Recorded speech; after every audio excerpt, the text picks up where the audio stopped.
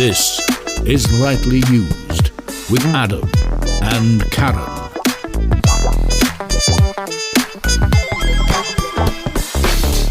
Once again, we've come to the end of another chapter of the manifest trials and tribulations of Johnny Turnip.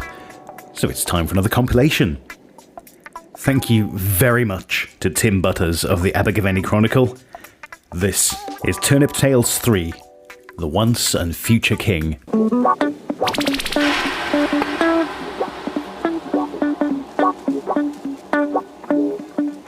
Abergavenny man claims he knows where King Arthur is buried. For centuries, historians have been debating if King Arthur was a real person, and if so, where the legendary British war leader's mortal remains can be found. However, according to semi-professional paranormal investigator Johnny Turnip, the case is now closed, after he and his friends have finally located the ancient burial site and plan to dig it up in a bid to return the once and future king to his rightful throne. Turnip told the Chronicle, "It all began when we were rescued from our pig hunting adventure in the Forest of Dean by my mate Tom Cruise. We were looking forward to having a little kip before going on a 3-day bender. However, the devil makes light work for idle hands, and no sooner were me, Big Tony and Puerto Rico Paul getting stuck into day 2 of our 3-day well-deserved lager festival and arguing if David Bowie would have still been cool if he was fat, when I got a call from Tyke. It's my pet name for Cruise on the blower. JT, he cried, all enthusiastic in that nauseating way some Americans have. I've got 4 backstage VIP passes for Taylor Swift's gig in Cardiff. Who's in? Turnip added. Because Tyke was on speakerphone, Big Tony started putting his finger down his throat and making puking gestures. Meanwhile, Puerto Rico Paul gets up and starts doing this weird dance and singing Cruel Summer, but in a gruff and guttural voice like a northern bloke who eats a lot of pies and keeps pigeons wood. I simply replied, "No offence, Tyke. I know you mean well, but there's no Swifties here, mate. Taylor may be talented, but she's got too much of an over-the-hill cheerleader with emotional issues vibe for artist. We're more Bonnie Tyler men. Now there's a class act. A woman in white stilettos and a leather jacket who could outdrink us all before beating us at pool." Turnip ended. I once bumped into Tyler in the late 80s in Tredegar Snooker Hall. What a girl in a night. She's got the sort of voice that can make rocks bleed. Turnip explained that after politely declining Tyke's generous offer, the Hollywood heartthrob said, "Suit yourself, guys. I'll just take Clooney and Pitt, those who love freebies."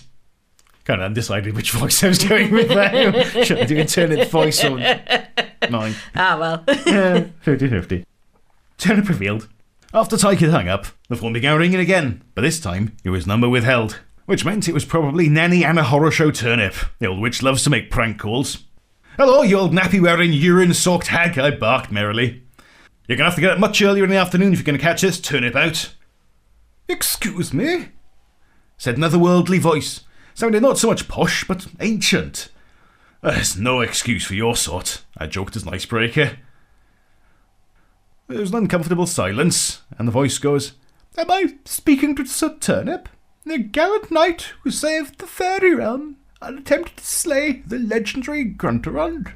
"Who wants to know?" I said in that guarded way I've adopted instinctively after a lifetime of being hounded by bureaucratic jobsworths and debt collectors. "My name is Mr. Allot. You can call me Lance. I'm king of the realm." "What, like Keir Starmer, Elton John and that lot?" I said, playing along, thinking it was Fast Eddie, who was in with Horror Show and the prank. "No, not like those scoundrels at all. I serve the round table that was, is, and will forever be," he said impatiently. "What, that weird men's club that put on the fireworks in Bailey Park? If you're looking for some new members, it's not really my cup of tea. Appreciate all you do for the town, but thanks and no thanks." Turnip explained. He got a bit huffy at this point and shouted, "Damn your eyes, you impudent root vegetable!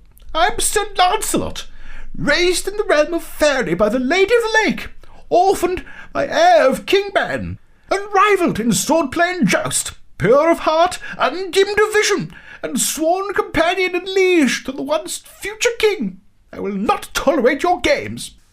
Turnip said, "Well then, I was twirling my finger next to my head and mouthing 'Nutter alert' to the boys. They were cracking up. However, there could have just been the side effects of copious amounts of sun and Stella." Turnip added, "Anyhow, I'm not one to make sport of other people's delusions, and I have a lot of empathy for nut jobs, but before I could shout, 'Why do you sleep with Guinevere, you slag?' he stopped me in my tracks, and he said in a soft and soothing voice, "Remember that recurring dream you had as a youngster, Sir Turnip? The one where you pull the sword from the stone, and the world and its maidens fall at your feet?" "Yes," I said nervously before turning the phone off speaker, as Big Tony and Paul started eyeing me with wolfish interest and smirking like evil gherkins. How do you know?" "I told you, I am no mere mortal. I am an eternal knight who lives in the hearts of men everywhere. I'm here to help you make that dream come true." "You'll make me king of the world and all-powerful," I gasped before downing half a pint of lager in excitement. "Not quite," he sighed, "but you will have a significant part to play in the New World Order." "Where do I sign up? And do I get to hold Excalibur?" I asked, as a combination of adrenaline and excessive alcohol intake nearly caused me to pass out. "All will be revealed, my white knight upon a fiery steed. Yet there are secrets I can only divulge in person. Can you meet me at Llanfoist Cemetery in an hour?" he asked. "I'm on it," I replied. Turnip added, "If only I'd known then the lies and treachery Sir Lancelot was capable of, I would have saved us a lot of grief, and Puerto Rico Paul is still have both his hands." Oh, God. Abergavenny man claims he's all that stands between the world and eternal night. An Abergavenny man has made the fanciful claim that he is all that stands between this world and eternal night. "It's a bold statement, I know, but ask anyone. I've always been about the statement," explained semi-professional paranormal investigator Johnny Turnip. "It was Sir Lancelot who awakened me to my true destiny," Turnip told the Chronicle between mouthfuls of Scotch egg. "For years, I'd sort of coasted along, no real ambition or motivation, other than to have a good time all the time. But deep down, I sort of knew I was born for something special, and my new mate Lance confirmed it." After meeting a mysterious stranger in Llanfoist Cemetery, Turnip said, "The scales finally fell from my eyes. I saw things how they truly are. Infinite." After claiming to be the reincarnation of Sir Lancelot, the stranger explained that he'd been sent back to Earth to convince Turnip to find and dig up the body of King Arthur before resurrecting the once and future king and restoring balance to the world. "At first, it sounded crazier than a barrel of rattlesnakes at a full moon party," explained Turnip. "But then, after listening to him ramble on like a head case for a few minutes, it all made sense." Turnip added, "Lance said that only a soul pure in thought and deed could wield Excalibur, channel King Arthur's spirit, and heal the world and its people. Instinctively, I knew he was talking about me. In a giddy rush, I quoted Shakespeare. Some are born great, some achieve greatness, and some have greatness thrust upon them. But I tick all those boxes, don't I?" "Yes, Johnny, you do," he said. "You're a very special person." I thought you were going to say very special boy. I stood up in triumph, shook my fists at the heavens and roared, "Who's laughing now, you bastards?" And then a crow landed on a nearby gravestone and started shrieking at me, as if mocking my finest moment, which ruined my triumphant mood a bit. Sensing my disappointment, Lance grabbed both my hands and urged, "There are forces of darkness gathering that seek to cast all that is good and pure in this world into a pit of no return." "You're talking about the general election, aren't you?" I said. Lance just sighed impatiently and replied, "You alone have been chosen to resurrect King Arthur, wield Excalibur, and save humanity from itself. I am old, so old, and have not the strength or courage to do what needs doing. You are true to yourself, Turnip, and care not what the world thinks of you.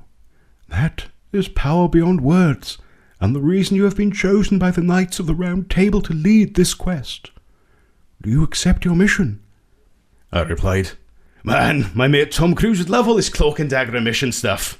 He thrives on it. But yes, I accept. Where's my horse? Or have you got me a Harley?" Turnip explained that Sir Lancelot looked at him quizzically before saying, "This is no joke, Turnip. Long is the way, and hard the journey that leads from darkness to light. You will need fellow knights to aid you in your quest. One will fall in battle, one will betray your cause, and one will lose their mind to the terror that lies in the darkness between the stars. Pray tell, who will you name as your brothers in arms? You can pick 4. no more. That's easy, I said. I'll take Big Tony, Puerto Rico Paul, Fast Eddie, and if he doesn't have to sign on this week, JFK Jones. They'll be my knights.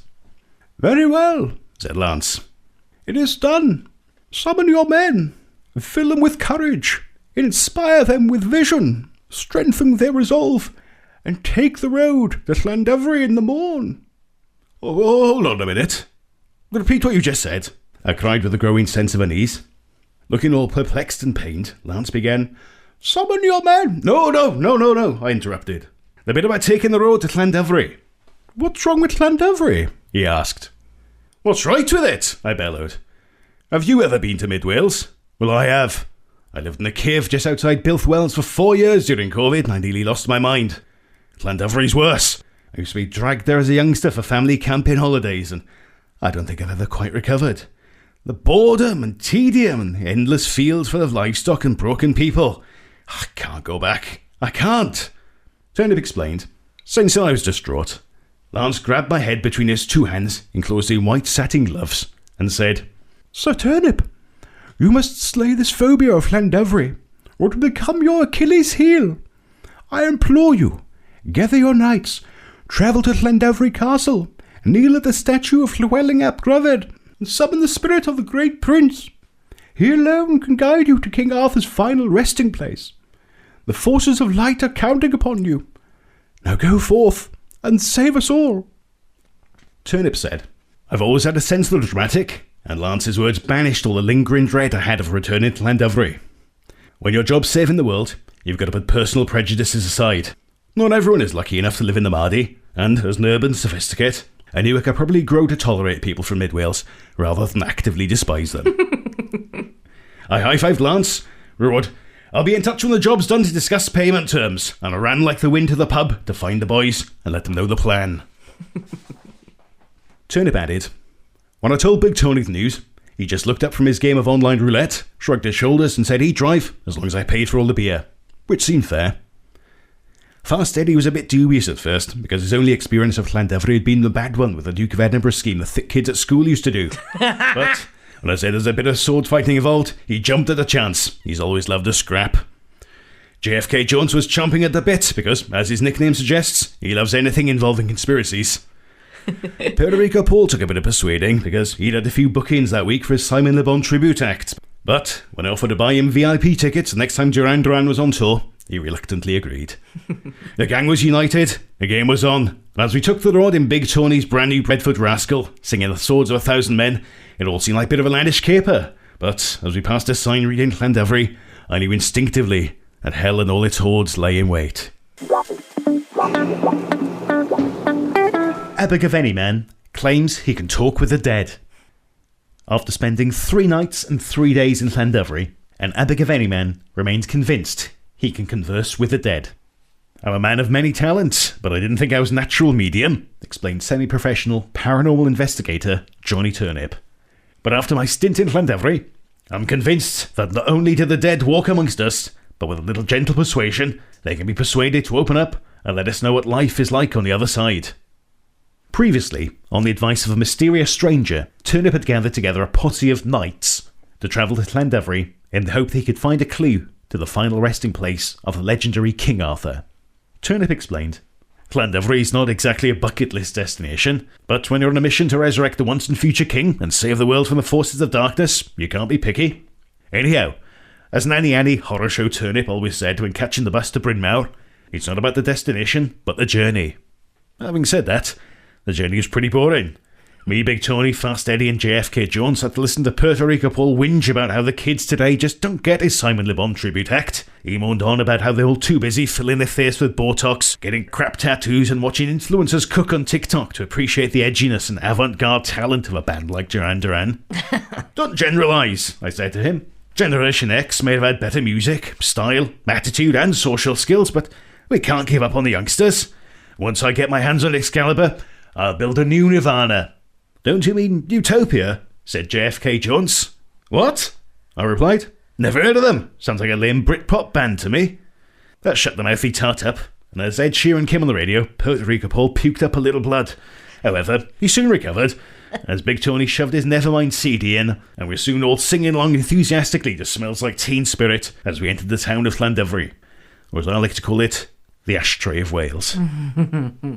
Turnip told the Chronicle that after parking up in the car park by the castle, they did what they always do when entering a new town or city: drink themselves senseless. He explained, "You can't beat the feeling of walking into an unfamiliar pub in the day with your mates, lining up around and getting on a session. After a few hours, we've forgotten we're even in Llandovery. Big Tony even had a game of pool with locals. They looked a bit dodgy to me though, so I refused to speak to them, and just bleated like a sheep every time they looked my way. They soon got the message, and left as fast as he pulled out his harmonica and we started singing Dirty Old Town by the Pogues." Turnip added, "After being thrown out of the pub, we all slept in the castle grounds that night by the statue of Llewellyn ap Rufford. In the morning, I woke up with a sore head and a dry mouth, but I hadn't received any visions of the Welsh prince about where King Arthur was buried. After a brief discussion with the boys about what to do next, we hit the pub again. I was waiting for that. Ended up sleeping in the castle grounds again. Ended up hungover again." Turnip explained, "The horror of being in Llandovery was forcing us to drink ourselves into oblivion every day, and we had to break the cycle. It was on day 3 that Big Tony suggested we take a trip to the nearby Linbrian Dam and Reservoir to get our heads right for the quest." Turnip explained, "After a full English and 5 pints each to steady our balance and restore equilibrium, we set off in the Bedford Rascal and spent the day looking at the water and trying not to get on one another's nerves. If you've never been to Linbrian, it's worth a visit just because it's got Europe's biggest overflow pipe. Big Tony said he used to go kayaking down there in his inflatable back in the day, but he's a bit porky for that sort of thing now. When we were there, the overflow was dry as dust. Fast Eddie made the outrageous claim once he skateboarded down there in similar conditions. Even though Eddie's very athletic and has got low centre of gravity because technically he's a pygmy, I still think he was lying out of boredom. Nevertheless, the seeds of some sort of crazy challenge had been sown. Spying some nearby shovels discarded by some lazy council workmen, Puerto Paul suggested we could race to the bottom of the overflow on them." Turnip added, "As we grabbed the shovels and jumped onto the concrete, some official busybody in high-vis shouted, 'Oi, get back here! You can't do that!' Puerto Paul just stuck up his 2 fingers and roared, 'We're Gen X, baby! The party never ends!' Whooping like Apache braves, we all did a weird little war dance before sitting on the shovels." Turnip told the Chronicle that as they set off on the shovels, they soon picked up speed, and the whooping came to an abrupt end. As ashen-faced and silent, they clung to the hardwood sticking between their legs for dear life and waited for the ride to end. Turnip explained, "We all hit the pool of water at the bottom in one piece, apart from JFK Jones. He slammed into the concrete before hitting the water and sort of bounced a bit before rolling into the pool. Big Tony fished him out, but apart from a few bruises and a messed up ankle he couldn't put any weight on, he was okay. Very lucky. Puerto Paul, on the other hand, hadn't physically hurt himself, but he was hyperventilating and having some millennial-style panic attack. We made a point of ignoring it until it passed, and then I said, 'Well, that was a bit of fun, but it's time to get back to Llandovery and carry on with the quest. Knights, on me.' Turnip explained. As we walked back up the overflow in single file with Big Tony carrying JFK Jones, who was fading in and out of consciousness with pain, the guy in high-vis was having a go, but you could see from our demeanour and the way Fast Eddie suddenly started doing spontaneous karate moves that he needed to leave us the hell alone. We had a world to save, and a dead prince to talk to. No job's worth was going to interfere with that." Abergavenny Man claims to have a vision that will change the world. An Abergavenny man who went on a drinking holiday in Llandovery has claimed that on the 3rd night he was blessed with a vision that could turn the world on its head. Oh my god. Semi-professional paranormal investigator Johnny Turnip confessed to the Chronicle that he and his friends' quest to find the final resting place of King Arthur had hit a bit of a roadblock in the Carmarthenshire market town because we were bored out of our skulls and ended up drinking ourselves senseless every day and night. He explained, "Our sacred mission to resurrect the once and future king had turned into a bit of a drinking holiday. Things came to a head on the 3rd day when JFK Jones broke his ankle when we were racing down the overflow at Linbrian Dam and Reservoir on shovels. In hindsight, it was a silly thing to do, but so was visiting Llandovery. Anyhow, after JFK had passed out with pain, we had to bite the bullet and take him to the nearest hospital. We dumped him there and said he'd done it playing football. After 5 minutes of waiting for him to regain consciousness, we began to get a bit twitchy, so we left the hospital, jumped in Big Tony's Bedford Rascal, headed back to Llandovery for a pint." As you do. Turnip explained, "Time was a habit of dragging in Llandovery, so 1 pint turned into 8, and before you knew it, no one was in the fit state to pick JFK up when he called. We told him to get a taxi and meet us back at the castle where we were camping. In the meantime, we bumped into a Llandovery local called Cheeky Gill, who was telling us all about the town that had trapped him and turned him into a borderline alcoholic. When Cheeky Gill told us his name, Big Tony, Puerto Rico Paul and Fast Eddie were howling with laughter. Not so much because it was a weird nickname, but because Gill was anything but cheeky. He was sort of moody bloke in the pub who scowled a lot and started fights with better looking and cooler men. He was right with us, though, probably because he could sense that under the expensive leisure wear and gold jewellery, we were all touched by the hand of fate. It's a GLC in Llandovery. You knows it. You knows I loves you, because I fucks you and buys you chaps. Let me tell you about this toilet I call a home, said Gill when he got stuck into his 6 rum and shrub. A century or 2 ago, there were 70 pubs in this neck of the woods for a lost soul to drink themselves blind. We even had a beer drinking goat. After saying his piece, Gill leaned back in his chair and eyed us all in turn as the sheer magnitude of having 70 pubs in a town where the population was a little over 2,000 began to sink in. Puerto Rico Paul slurped his lager and said, 1,000 pubs wouldn't be able to keep me in this crap house. Cheeky Gill eyed him furiously like maniacs in small towns often do, leaned forward in his chair, slammed his fist down on the table, causing our drinks to spill, and roared, "How right you are, sir! Every eve I fall asleep drunk and hormonal with plans to sober up and leave in the morn. Yet the horror of opening your eyes in Llandovery is unbearable without booze. So I reach for the nearest bottle. It's a vicious cycle, boys. Get out while you can. It's too late for the likes of me." Cheeky Gill then began crying uncontrollably and shouting for us to get out of the pub in his town. It was at this moment some old-timer at the bar pulled out a guitar and started singing Mr. Tambourine Man. Oh, God. Before long, the whole pub, all 7 of them, including Gill, were singing merrily along. And although we like a sing-along as much as the next man, it had been a long day and decided to return to the castle and get some kip. Sensible. We were abandoning our quest to find King Arthur and leave in the morning. The cost of staying in Llandovery was too high. Our collective mental health had taken a proper kicking as a breaking point. We'd seen a lot in our travels, but nothing had quite prepared us for the town that time forgot. Turnip explained that as they settled down in their sleeping bags for their last night amongst the empty beer cans and dog ends that lay scattered amongst the castle ruins, his last thought before sleep stole his eyes was, now that he's probably broken his ankle, I wonder if JFK Jones will have to wear one of those big ski boot things. And he fell asleep laughing. Yet before dawn, he had what he believed was a waking dream or mystical vision. Ooh. At first, it was just like any other morning in Llandovery, explained Turnip. The general sense of oppression and grey clouds was broken only by the occasional crow that looked like he wanted to eat my eyes. I strolled round to see the rest of the boys asleep and snoring, and as I strolled out of the castle ruins to have a slash, I had the shock of my life. That big statue of Llywelyn ap Gruffudd that's usually perched on the rock there was walking towards me. Beneath the helmet, I could see nothing but these big red eyes glowing in the darkness. And as it approached, I felt compelled to go down on one knee and said, "My prince, you honour me with your presence." Those red demonic eyes continued to stare right through me, and as he pointed his spear at my head, I thought he was going to impale me. But he simply said in a voice that sounded like 20 mouths speaking at once, "There now sits at the head of this country a knight that has neither been tested in combat, shaped by adversity, or proved worthy of the 7 trials. This shames the land, and the generations of blood spilled on it. What do you say to this?" "Well, I didn't vote Labour, if that's what you're getting at," I replied. "But then again, I never vote because the government always gets in." Uh-huh. Turnip explained. He seemed to like the wisecrack. And for a moment, those red eyes of his turned blue before he boomed, "Your roots are of the common clay, Turnip, much like the great Arthur himself. Now, more than ever, this sacred isle has need of men such as you." Turnip revealed. When the ghost knife finally revealed where King Arthur was buried and where Excalibur could be found, I felt like I have since I was a hyperactive toddler that broke things a lot. I was a born prince of the universe, and with the power to change the world, and come hell or Llandovery, I was going to do exactly that.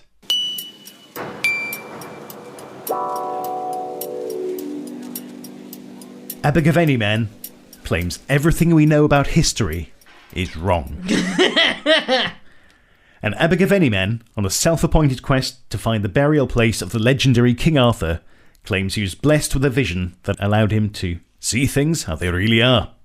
"The veil's been lifted from my eyes," explained semi-professional paranormal investigator Johnny Turnip. Pretty much everything we know about history is wrong.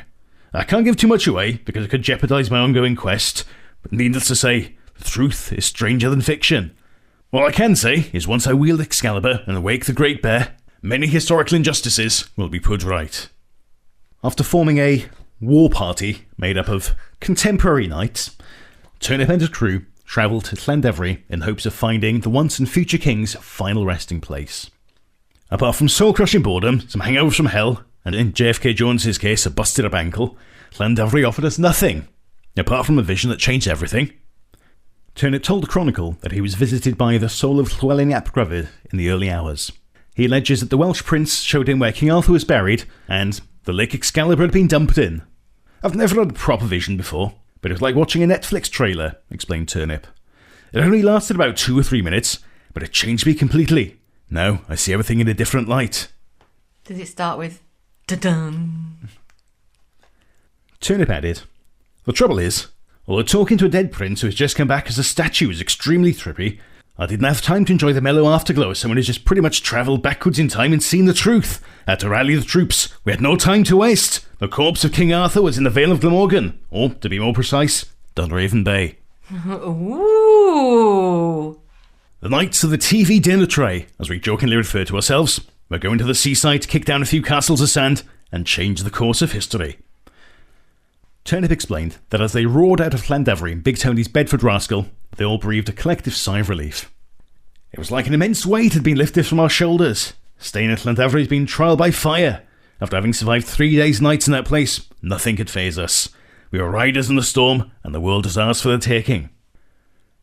Turnip revealed that as they cruised along, drinking beer and arguing if Tony Soprano could beat Vito Corleone in the fistfight, the mood soon turned sour. Puerto Rico Paul had one of his heads on, explained Turnip. He started going on about how there were hardly any fat kids in the 1980s compared with now. He argued that back then, those who were overweight made up for it by being comedians and making us all laugh instead of mourning and having panic attacks. Turnip added, it would have been a fair point if Paul was making some sort of socio-economic point, but his real target was Big Tony. Even as a kid, Big Tony has been big-boned, but in a sort of buff way. And although he's always drunk and eaten enough for 3 men, he's a grafter and sweats it out on sight. However, like a lot of people, Big Tony got a bit porky during lockdown, and he hasn't really managed to lose the timber. Comfort eating and Disney Plus ruined him. And although he's never mentioned it, we know his ongoing weight struggles are a sore point. I would respect that. But not Paul. Ignoring the strange and curiously vacant look in Tony's eyes, he went off one of those narky rants of his and began boasting that, even though he's got his snout permanently shoved in the Macadee's trough, it's impossible for him to personally put on weight. Unlike some, he sneered while looking pointedly at Big Tony. That's a bit mean. That was the final straw. Tone slammed on the brakes, dragged Puerto Rico Paul out of the van, slapped him a few times, and threw him in a ditch on the side of the road. Never know when to shut up, Paul just looked at him from his prone position and lisped in a camp voice. And all because the lady loves milk tray. Roaring like a tormented bull, Big Tony thundered to the back of the van, threw open the doors, which woke up Fast Eddie and JFK Jones, grabbed a jerry can of petrol, marched back to Paul, began to pour the contents all over him while bellowing, "I'll burn you, you bastard!" Puerto Rico Paul was screaming at him defiantly. "Where's your head at, fat boy?" I shouldn't be laughing at this. I was attempting to wrestle a jerry can out of his hand, but with his blood up, Big Tone can be an unstoppable force of nature. As he threw the jerry can to the floor and reached for his lighter, I feared the worst. But at that moment, Fast Eddie leapt on his back and started gnawing at his ear determinedly, like a ferocious rat. Thankfully it did the trick, and brought the big man to his senses. He roared like a wounded elephant as he fell to his knees and started sobbing. At the same time, Puerto Rico Paul pulled himself up, looked at Big Tony dismissively and went to light a fag. "No, you tool," I cried. "You're covered in petrol." Paul threw the lighter and fag to the ground and muttered, "For Christ's sake, it was only a joke," and jumped back in the van to sulk. Meanwhile, I approached Big Tony cautiously, as Fast Eddie held the big man's hand and softly sang, "Don't look back in anger" to him. Aww. It's an emotional roller coaster, this one. "What the hell's happening to me? I was going to burn Paul alive," cried Big Tony as I came near. "Don't beat yourself up about it, son," I said. "There are sinister forces at work that seek to divide us. You weren't in your right mind and probably being controlled by a higher power when you tried to commit Paul." This seemed to satisfy him, So he jumped back in the van, he hugged Puerto Rico Paul, and the two of them made up over a flagon of fortified cider. It would take more than weight issues and demonic possession to divide those two. As Big Tony drove, Sir Lancelot's stark warning to me at the beginning of the quest rang in my ears. Some will fall in battle, some will betray your cause, and others will lose their minds to the terror that lies beyond worlds. I silently sat in the van and tried hard not to blame Paul for being covered in petrol and stopping us all from sparking up. We all really needed a fag. To compensate, Big Tony put on David Bowie's Life on Mars in the car stereo. As I listened to the Thin White Duke singing about America's tortured brow, I reflected grimly on my vision and wondered how I could tell the boys that before this quest was over, we'd not only have to do battle with the enemy within, but beings from another planet as well.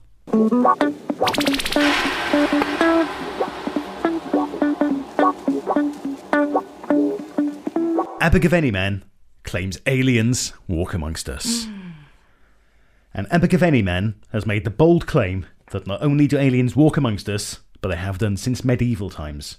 And he also claims he'll soon have hard evidence to back up his sensational claims. Ooh. Semi-professional paranormal investigator Johnny Turnip told the Abergavenny Chronicle that he stumbled across the existence of alien life forms by accident when he was on a magical mystery tour to find the final resting place of the legendary King Arthur. A dead knight shared a vision with me in Llandovery, where the Great Bear was buried, and who put him there, explained Turnip. He was an eye-opener, all right. You see, contrary to popular belief, King Arthur wasn't just fighting the Saxons, he was also battling visitors from another planet. Once he'd done putting the Germanic invaders in their place, and he and the boys were celebrating their final victory at Mons Badonicus with a gallon of wine or two, creepy little aliens from outer space saw an opportunity to make a move. The sneaky, bulbous-headed, big-eyed freaks attacked when the knights were sleeping off their victory hangovers. Turnip added, the extraterrestrial bastards were ruthless. It was absolute carnage. Over half of Arthur's forces were decimated by ray guns. The king's swordsmen, archers, big nutters with axes were no match for the tech boys from another planet, especially since most of them were still half cut from the night before. All of this was revealed to me in a vision by the possessed statue of Llywelyn ap Gruffydd. But it gets worse. Arthur and what remained of his troops only managed to escape because Merlin managed to turn them into bumblebees, then flew as a collective swarm to the safety of Castle at Dunraven Bay, where they turned back into men and prepared to make one last stand in the name of humanity. As the UFOs circled and the aliens unleashed their lasers, Arthur and the boys put on the brave show, but they were no match for the intergalactic colonists. During the last pitched battle on the seafront, Arthur was the last man standing, but he also fell after being hit by a beam of pure light. Here's where it gets weird. As the UFO hovered overhead and prepared to vaporize the king, Merlin appeared in the skies as a mighty dragon that roared and spat out a terrible flame straight at Arthur. The flame didn't burn the great king, but it surrounded him and formed this kind of black stone which encased Arthur like a tomb. With Arthur's body completely hidden from view, the great rock fell into the shallow waters of the sea, which still stands to this day, looking like any other rock to the uninitiated. Turnip added, before the vision faded, I heard Merlin scream, the king will rise again in this isle's darkest need, and Excalibur will lie with the Lady of the Lake. At that moment, an image of Tredegar Reservoir flashed in my mind, and I realised not only did I know where King Arthur lay, but where his sword had been dumped too. Turnip explained that after leading his war party to Dunraven Bay and telling them the true nature of his vision over a supper of egg and chips and some sugary tea, his claims were met with some scepticism. Do you mean King Arthur's buried in a big rock? Said Puerto Rico Paul. How do you propose we get him out? Asked Big Tony. It could be worse, said JFK Jones. How? Said Fast Eddie. Let's just wait until we see the sort of calibre of rock we're dealing with before we make our play, said Turnip. Turnip told the Chronicle that after a few hours' kip, he led them to the foot of King Arthur's rock in dawn's unforgiving light. He later admitted, as we grimly drank lager from our cans, looked at the waves crashing against the big black rock and imagined King Arthur's corpse rotting away within, all hope of restoring the once and future king's throne faded fast. Big Tony suggested we could potentially use dynamite to free the monarch, but I snapped, think of the human cost, Ton. Besides which, we blow Arthur up along with the rock. Puerto Rico Paul suggested using magic, and even offered to contact his mum Paulie, or the Witch of Tudor Street as she's more commonly known, to see if she knew any spells or enchantments that would work. I just sighed. This is high magic we're dealing with here, Paul. Merlin's perhaps the most famous magician of all time. Even bigger than David Blaine. No disrespect to your mother, but she made her name telling fortunes in a caravan. I don't think she's up for the job. As we all just nodded our heads sagely and gazed intensely at the rock, swigging on our cans and getting wary looks from assorted day trippers, I had an eureka moment. "It's the sword in the stone!" I shrieked. "What is?" said Big Tony. "The recurring dream I've had since a youngster of me pulling a sword from a stone and everyone chanting the name Turnip over and over again. This is that stone!" I said, jumping on a slippery rock and nearly losing my footing and cracking my head open. "But there's no sword in it," said a perplexed-looking Puerto Rico Paul. "Not yet there isn't," I roared. "The legends have it all wrong. The sword needs to be thrust into the stone and then pulled out to liberate the once and future king. Excalibur works like a key. Unlucky for the world, the location of that key was revealed to me in a vision." "Where?"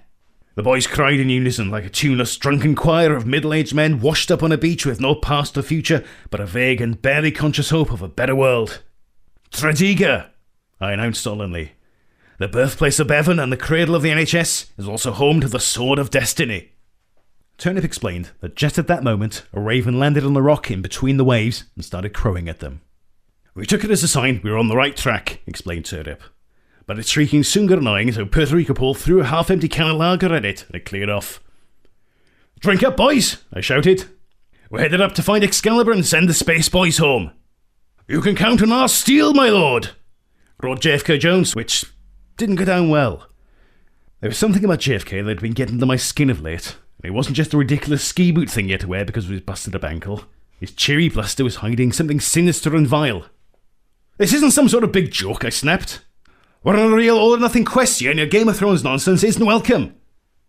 Turnip said that JFK looked suitably abashed, but explained, "I'll forever kick myself for not realising we had a rat in the ranks sooner. Yet, even if we'd sniffed out JFK's treachery before he put the knife in our backs, the true scale of his betrayal will always leave me breathless." Abergavenny Man claims he has found the legendary sword Excalibur, by Tim Butters from the Abergavenny Chronicle on Monday the 5th of August 2024. You found it by Tim Butters? Tim Butters had it all along. Much like the Holy Grail, the legendary sword Excalibur has been sought after for centuries by philosophers, poets, politicians, historians, the hapless and the lost. However, an Abergavenny man claims he now wields what legions of adventurers and explorers have all sought in vain, the Sword of Power. "It's a bit of a trip to think my hands have fondled the same piece of steel as King Arthur, but you can't cheat destiny," explained semi-professional paranormal investigator Johnny Turnip. "In hindsight, I can now see that when I lost myself to a twilight world of substance abuse and bizarre sleeping patterns in my 20s, I was simply in denial of my own greatness. I always knew in my bones that fate had earmarked me for something historical and earth-shattering, but I had no idea to stand by King Arthur's side and rule the world. For years I tried to run from who I was and what I was supposed to be. I got good at it as well. Before becoming a paranormal investigator, I was a semi-professional long-distance runner. But the running stops here. I've finally embraced who and what I am. Since Arthur's demise, the extraterrestrials have secretly governed this planet with a dark intent. Once I wake the Great Bear by driving Excalibur into the great rock where he sleeps, it'll be time for E.T. to go home and stay there." Turnip told the Chronicle that after having a vision that revealed Excalibur was rusting away at the bottom of a reservoir on Tredegar, he and the boys jumped in Big Tony's battle bus and headed up top to find the once and future king's fabled weapon. "The only trouble was, when we got there, we had no idea how to retrieve Excalibur from the depths," explained Turnip. "None of us had any diving gear, and even if we did, no one was willing to take the plunge. We'd all grown up with a bit of a phobia of the water thanks to films like Jaws." Turnip added, "In my heart, I had high hopes that Lady's hand would reach out of the reservoir holding the sword aloft like it did in that dodgy 80s film Excalibur. You know, the one with the fruity-looking guy playing Merlin, the village idiot-looking fella playing young Arthur. Anyhow, after sitting on the banks for hours and sharing some flagons of cider, nothing much happened, and you could see Big Tony was getting more and more twitchy with each passing second. He eventually stood up abruptly and said, "So this for a game of soldiers? I've wasted enough time on this wild goose chase. I'm off." "Hang on a sec, Tony," I said. "You're one of my sworn knights. You took an oath. You can't leave without being dismissed." He just looked at me up and down like I was some sort of half-wit and said, "Knight? Oath? Excalibur? Listen to yourself, JT. You've lost the plot. I only came along for the crack and the free beer. And all this Dungeons and Dragons nonsense is getting embarrassing now. I know you, Paul, and others like to live in some weird drug-addled fantasy realm, but it's a luxury I can't afford. When they're all on you, see, I'm due on site tomorrow, I'll lose my job. Tony! I cried when he struck back the van. You'll have riches beyond labour when I'm crowned the second king in command. This is the alien mind control talking, not you. Stay a while and share this bottle of gin with me. You'll see things differently, I implored. It was no good. Tone is adamant. And as I watched him head back to the relative normality of the metaphorical rocking chair that is old Mother Aber, I saw Fast Eddie jump in front of his Bedford rascal and holler, "Take me back to Aber with you to pick up some supplies, Tone. I've got an idea how we can retrieve Excalibur." I looked at Fast Eddie curiously and wondered what little pygmy had up his sleeve. But with Tone gone, we needed some wheels, and although it would be a bit of a squeeze, Fast Eddie's Mini was capable of transporting us all. Turnip added, "As Big Tony wheeled spin off, not so much as give me a friendly two-fingered salute. I felt a genuine sense of betrayal. Our big oaf would live to regret his indiscipline when ushered in the New World Order." As I gazed round the remaining knights of my war party, I saw Puerto Rico Paul was sleeping off the effects of the cider, and JFK Jones was limping around annoyingly in his broken ankle boot and furiously texting someone on his phone. When the devious little tart saw me monitoring like a hawk, he had the good grace to look embarrassed. I continued to stare at him and said cryptically, "Only those you trust can betray you." I could tell by his body language and dumb look on his face he knew what I was getting at. He was up to something fishy, and before this quest was over, I'd find out. Turnip explained that when Fast Eddie returned, he shared a plan to retrieve Excalibur that might just prove feasible. "Eddie's called Fast for a reason," explained Turnip. "He's quick on his feet and a fast thinker. He brought with him a two-man inflatable kayak and one of those magnetic fishing kits. The plan was that me and him would paddle out to the middle of the reservoir and drop the huge magnet on the fishing line overboard, and hopefully, sooner or later, we'd find Excalibur. It was a long shot, but it was all we had." Turnip revealed that after being on the water for 3 hours and catching nothing but beer cans, a shopping trolley, an old scooter and an air gun, they were just about to call it a day when a cloud passed in front of the sun and an eerie silence fell. Turnip explained, "It's difficult to put into words, but you could tell from the change in atmosphere something big was about to happen. We pulled up the magnet one last time, and on the end of the line was a huge sword, I'd like to say, the likes of which you'd never seen, but it was covered in rust and in a bit of a way. It looked like one of those samurai swords that were big in the 1990s, but one that had been left to rot for a couple of decades. However, if I didn't already know in my heart of hearts it was Excalibur, what happened next confirmed it." An Abergavenny man has made the claim that an alien life form threatened him and his friends in a remote beauty spot in South Wales. Semi-professional paranormal investigator Johnny Turnip revealed how he was on a special quest to find King Arthur's legendary sword Excalibur when it happened. Turnip explained that as soon as he managed to get his hands on this sword, men in beige suits who work for a shadowy puppet organisation attempted to steal it. It was the same group of clowns that me, Big Tony and Puerto Rico Paul bumped up against in the past when we were trying to trap and tame a fairy, he said. They wanted to use us to gain access to the fairy realms, so they could tap into that magical power and rule the world. Obviously, we weren't having that and kicked 7 shades of crap out of them. Trouble is, we had Big Tony on our crew back then. This time they turned up mob-handed on electric bikes. Bastards. Turnip told the Chronicle that Fast Eddie and himself had fished Excalibur out of Tredegar Reservoir with a magnetic fishing kit, but no sooner had they boated ashore on their inflatable kayak when a group of men in beige suits, wearing sunglasses and riding electric bikes, appeared out of the trees. "As soon as I saw the electric bikes, I knew there was going to be a conflict," explained Turnip. Puerto Rico Paul sneered. "You dickheads come to fly a drone, have you? Or maybe forage some wild garlic." But their leader, who I recognised from before as a chump who called himself Mr. Citizen, simply chuckled and said, "Bonjour, Portugal, Pete. As much as we love to pass the time indulging in such pleasant pursuits, we're here for the sword of destiny. Now pass it over, parsnip." "Why don't you come and get it, you slut?" I roared. In hindsight, it wasn't the coolest thing to say, but the adrenaline was making the neurons misfire quite badly. Licking his lips and going all pantomime on me, Mr. Citizen just mock-whispered, "Oh, baby, I like it rough," Oh, God. before yelling in a chirpy posh falsetto, "At them, lads! Take no prisoners!" Turnip explained that as the men in beige advanced on their electric bikes like a kind of really lame cavalry, he, Fast Eddie and Puerto Rico Paul formed a defensive circle. "We're going to protect Excalibur with our lives," he explained. There's no way these yuppies in badly cut suits were stealing my birthright and denying my destiny. I cried for JFK Jones to stand fast, assuming he had a flank, but then I saw what I'd long suspected. A soulless little toad had defected the other side. He was sitting on the back of one of the men in Beige's bikes, looking all embarrassed. Little bastard. You there, bitch, now, Jonesy? I snarled. What did they offer you to turn Judas and your mates? Tickets to the Foo Fighters? You've always had rubbish taste in music, you clown. As the men in beige surrounded us, the gutless little rat just looked at me all pathetic and whimpered. I had no choice, JT. They said they sanctioned my benefits so I didn't contact them as soon as you found Excalibur. Puerto Paul just said softly in a weird Brummy accent, like he was Thomas Shelby in Peaky Blinders. There's always a choice, Jonesy. Let's hope you can live with yours. Fuck it, that'll do. I'm not doing it again. I don't watch Peaky Blinders. Turnip added that to make matters worse, Mr. Citizen then said, Don't be too harsh on your mentally challenged friend, Turnip. After all, it was not him I tricked into embarking on the quest to find King Arthur's final resting place on Excalibur in the first place. Turnip told the Chronicle that it finally dawned on him that the stranger in the cemetery who he thought had been the reincarnation of Sir Lancelot and who had tasked him with the mission to save humanity from itself had been Mr. Citizen all along. That fucking weasel. But why? I asked. Easy, he replied. We had no hope of finding Excalibur because we would overthink it, and the old gods didn't want us to succeed. In an age defined by mob rule, cowardice, censorship, cancellation and capitulation, you and your gang completely disregard the opinion and mockery of others and plough your own furrow. We needed that sort of rare pluck.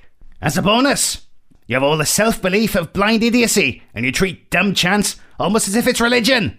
But thanks to Mr. Turncoat here, and at this point, he patted that treacherous little weasel JFK Jones on the head. You monkeys did all the legwork, and we'll reap all the reward. After all, why bark when you've got a dog? Because it's fun and winds people up, said Fast Eddie hopefully.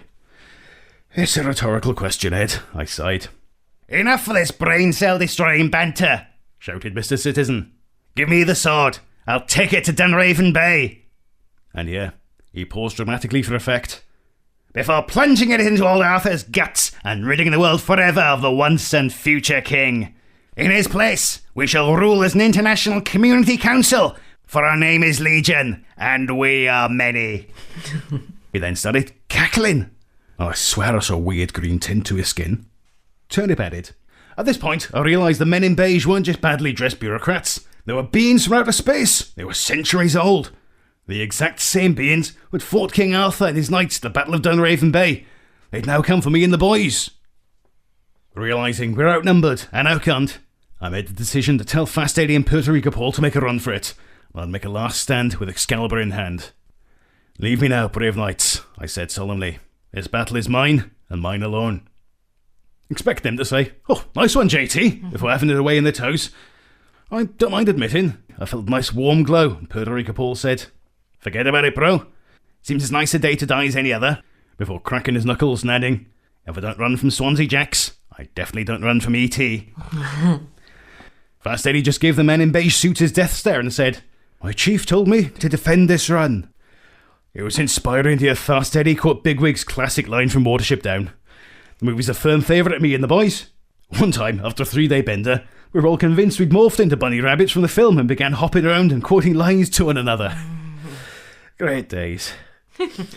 Anyhow, Mr. Citizen took the bait and said quizzically like General Woundwort in the film, Your chief. And that's when it all kicked off, big time. Abergavenny Man claims he stopped King Arthur's corpse from being dug up by aliens. An Abergavenny Man claims he not only stopped alien life forms from digging up King Arthur's corpse and defiling it, but he also turned his back on a golden opportunity to rule the world, just because he didn't need the aggro. After alleging that he and his friends discovered the final resting place of the once and future king and had retrieved Excalibur from Tredegar Reservoir, semi-professional, paranormal investigator Johnny Turnip told the Chronicle he was accosted by men in beige suits who were actually extraterrestrials who'd been plotting to rule the world for centuries. Look, a little like your average dickhead, explained Turnip. But they're actually from space, and they have one goal: to establish a global community council and enslave us all. Turnip added If they managed to beat me and the boys in a fair fight and steal Excalibur, it would have been the endgame for humanity as we know it. They planned to use Excalibur to dig up King Arthur's corpse and kill it. Fortunately, just before me, Puerto Rico Paul and Fast Eddie prepared to go down in one last glorious stand that Eminem probably would have written a best-selling rap ballad about, Big Tony turned up on a Shire horse. Turnip added, earlier in the quest, Tony had quit because he didn't trust in my vision anymore. He can be hormonal at times, so I didn't pay much mind. But apparently, when he got back to Eber, he was plagued by a bad feeling that his mates were in trouble. So he jumped back into his Bedford rascal, hot-footed down to the heads of the valleys. Only trouble is, he broke down just outside Ebbw Vale. However, Dawn's a resourceful type, and after borrowing a Shire horse from a field, he travelled the rest of the way to Tredegar on his stolen steed. Imagine that surprise when Big Tony turned up on horseback, last minute, brandishing a baseball bat and yelling, "Banzai, you bastards!" In his classic red Adidas tracksuit and Wales FA bucket hat, he looked every inch a knight of the modern age. The fact he was blasting out Beyonce's End of Time on the portable Bluetooth speaker he had strapped on his back didn't even seem weird. Tone's always had a strange choice in fighting songs and certainly rattled the aliens. They were expecting a walkover, but they didn't count on the mad bastard from the Mahdi riding a horse, playing Queen Bee and screaming blue murder. As Tone charged, the men in beige couldn't hold their line or their nerve. They pedalled away furiously on their electric bikes, and as the crappy electric motors kicked in, I waved Excalibur at their backs and yelled, "This is for Arthur, you Martian flyboys!" Dramatic. "That's 1-0 to humanity!" screamed Puerto Rico Paul as he high-fived Fast Eddie. "Where's that treacherous toad JFK Jones?" I asked. "He's one of them now," said Paul. "They've corrupted him with their multidimensional nonsense." "He was a good man," I sighed solemnly. "Let's remember him for who he was, and not the motherless piece of crap he later became." As we all bowed our head in silence, and tried to remember something positive about the rat who once called himself our friend, I gazed in wonder at Excalibur. After all my manifest trials and tribulations, I finally had the means to resurrect King Arthur and rule the world as his second-in-command. Yeah, to be honest, it all seemed like a lot of unnecessary aggro. I'd have to return to Dunraven Bay, plunge it into a rock, and hopefully free the once-and-future king. And looking at Excalibur, which resembled a rusty old samurai sword from the 1990s, a little bit too much for my liking. I wasn't sure if he would just snap in half as soon as it hit solid rock. As far as weapons go, it did look very epic. Even if I managed to free King Arthur, there's always the possibility he could be a dickhead. I mean, you've been sleeping for over 1,000 years, only to be walking up a bunch of men in tracksuits and told you got to fight some aliens and rule the country again. What sort of mood would you be in? Also, if I had to be a second-in-command, which I should imagine it's pretty much a full-time job. Something I've always strenuously avoided. As I keep telling my job coach, if I don't get enough Netflix and beer time during the week, I can get a bit neurotic. Turnip added, looking at Excalibur, I finally made my decision. And just as I went to hurl the Sword of Destiny back into Tredegar Reservoir, Puerto Rico Paul went to grab it, but as soon as he touched it, he let out a scream and fell to his knees. "I can't move my hand!" he screamed. Paul's left hand had gone completely limp at the wrist. Every time he went to move it, it just flopped back down limplessly. "What sort of strange magic is this?" growled Big Tony. "The sword is cursed, JT. Throw the thing back into the water and be done with it." As I threw Excalibur skywards, I'm sure I saw what suspiciously looked like a false widow jump from it. Nanny Anna Horror Turnip used to breed them and plant them in bananas at supermarkets until she was caught on CCTV one time and told to behave. Turnip told the Chronicle, "As the sword we'd spent so long searching for finally splashed into the water, I'm sure I saw a hand come up to grab it, but for some reason it was wearing those fingerless neon green gloves that were big in the 80s. It freaked me out a little, but no one else seemed to notice anything untoward." Big Tony had got into a heated argument with Fast Eddie about who would win in a race between Usain Bolt and Sonic the Hedgehog. Meanwhile, Puerto Rico Paul was sat gazing at his limp wrist and mourning about how he'd never be able to hold a microphone and do a Simon Le Bon tribute act again. I said, "Trust me, Paul, it'll get better. Maybe not tomorrow, maybe not next month, or maybe not even next year, but one morning you'll wake up and have the use of both hands again." This seemed to console him, and as he softly started singing Rio by Duran Duran, we all joined in the chorus and turned our heads to the heavens.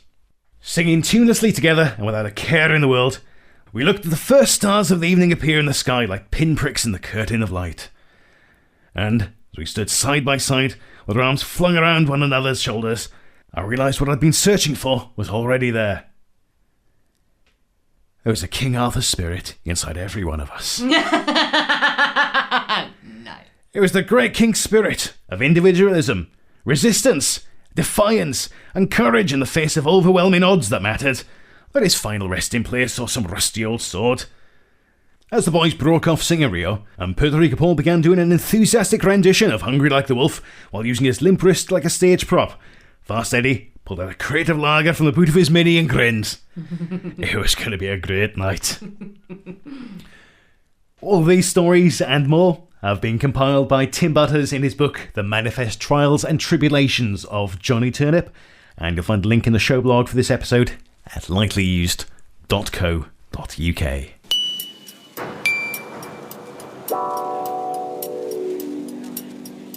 Thank you very much for listening. We're going to be taking a bit of a break and we're going to be back on September the 27th. In the meantime, we thought we'd give you a few pod nods for shows to listen to while we're off, other than our fellow shows, of course, at the Studio Channel 84 network. There's the Variety Show with Tom and Rob, the Untitled Sci-Fi Show with Rob and Tom, Who Takes the Socks Off, and their minisode series Socks On or Off with Ross and Simon, The Land Before Prime, the 5-minute movie review series focusing on physical media and current cinema releases, plus the latest addition to the Studio Channel 84 family, Super A to Z with James, gaming his way alphabetically through all of the Super Nintendo titles. Find us all at channel84.co.uk. Other than those shows, if you've still got time left, we've got a couple of pod nods for you. That is quite a catalogue of podcasts to just tune into. So obviously, first and foremost, I've got to recommend to everybody Cheap Show. If you haven't, if you haven't found us via Cheap Show and you weirdly haven't heard of them, they're fantastic. Paul and Eli are hilarious. And from my own personal perspective, couples that listen to Cheap Show together tend to stay together. So if you're having some relationship problems and you're short of a sense of humour, I highly recommend those two chaps. Stick on one of the Derek episodes. Yeah, definitely. Brookside Tiger was the one you introduced me with, wasn't it? And I was hooked immediately. My second recommendation is Shut Up and Answer the Question. It's a very funny podcast, about a 45-minute format. They usually have a guest on where they have been given a question by a listener that doesn't really have a simple answer, and they debate that and other random shit for the entire time. I don't know whether they ever actually come up with a cohesive answer to the question. That's not the point. That was asked, but exactly, that is not the point. It's very funny, and they're an indie pod. They've not been going very long, so give them a shout. And then 2 networked shows. I don't normally shout out network shows, but these are good. Dungeons and Daddies. If you like a bit of D&D, a bit of role play, a bit of humour, those guys are genuinely hilarious. And 2 Girls, 1 Ghost, which is a podcast with 2 girls, well, 2 women. They are haunted by a ghost they called Sven. And they cover true crime, murder mysteries, haunted stories, spooky stuff. And they do, once a month, they do a Listener's Tales episode where they read out emails from people who have sent things in of their own personal experiences. And I genuinely find them fantastic. They're very funny. So give them a go. One I thought was going to be on your list was Bitches with Beards. Oh, yes, I do like a bit of Bitches with Beards, but they do keep regularly thrashing Who Takes the Socks Off in any poll that comes up on Twitter X. So, yeah, sorry, you lovely, beautiful boys, but you're not on my list. People know you already. Yeah, you're way popular. too popular. You don't need me to recommend you to anybody. Oh, dear, this is going to make my 3 recommendations sound like they need the help.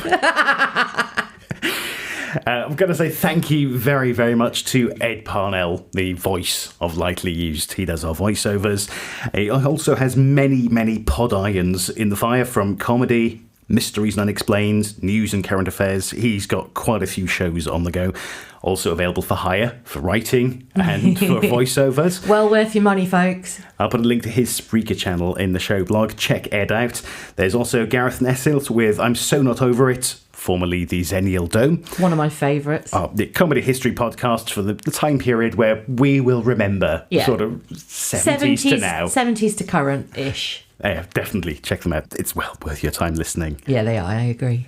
And I've got to say thank you as well to A Pint of Cthulhu. They've been hugely supportive of the show over the, I was going to say years, Yeah, the year. We've only done the show for a year. They have been incredible. It feels like and the opportunities that have been offered to us through the Pint of Cthulhu team, being part of their podcast and playing games in the background to test things on systems.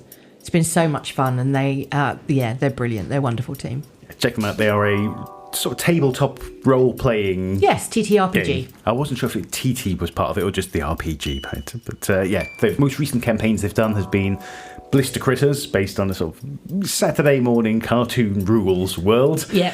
And the Fallout TTRPG as well. They've both been excellent campaigns. Check them all out. Links will be on the blog, lightlyused.co.uk.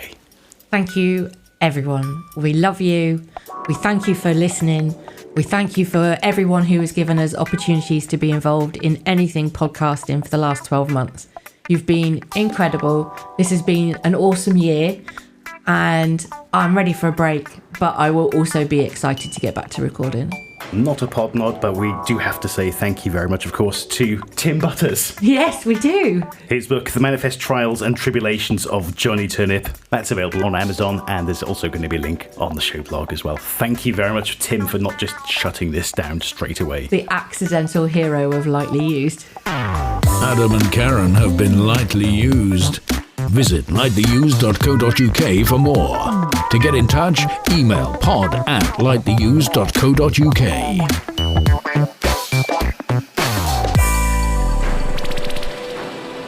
And Fallout tabletop group.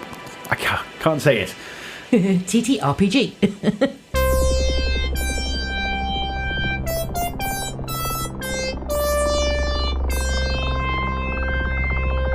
This was a Studio Channel 84 network show.